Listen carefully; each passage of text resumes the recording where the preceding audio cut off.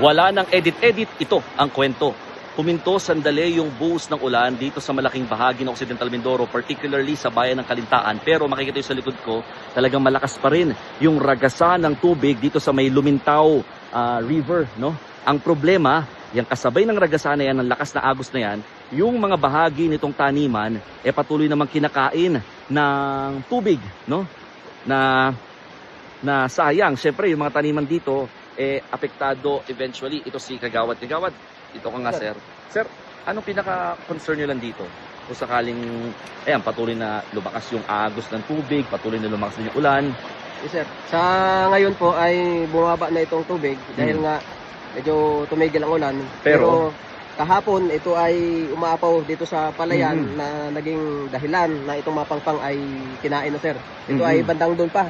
Yan, may mga tumpok na buhangin na yan, nakatumpok yan pa ganon, wala na yung na dito. Ayun na lang. Kumbaga, mga kapatid, ang hindi maiiwasan daw sana to kung mayroong flood control project or parang protection dike dito sa area. Matagal na naming hinihiling talaga at pinapanalangin na malagyan talaga ng flood control project ito dahil bukod sa kabuhayan, sa mapalayan na nawawala ay maaring maging dulot ito magdudulot ng panganib sa buhay ng mga residente.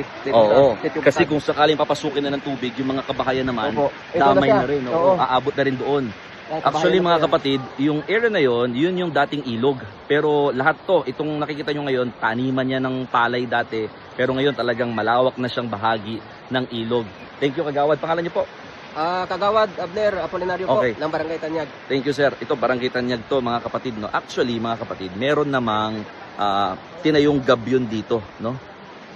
Ayun, yun yung bahagi ng gabyon, pero hanggang doon lang, no. Hindi siya natuloy-tuloy dito, kaya kakaba-kaba ulit ang mga residente dito sa lugar sakaling lumakas pa nga yung ulan at patuloy na tumaas itong level ng ilog at malakas din yung kanyang ragasan, no?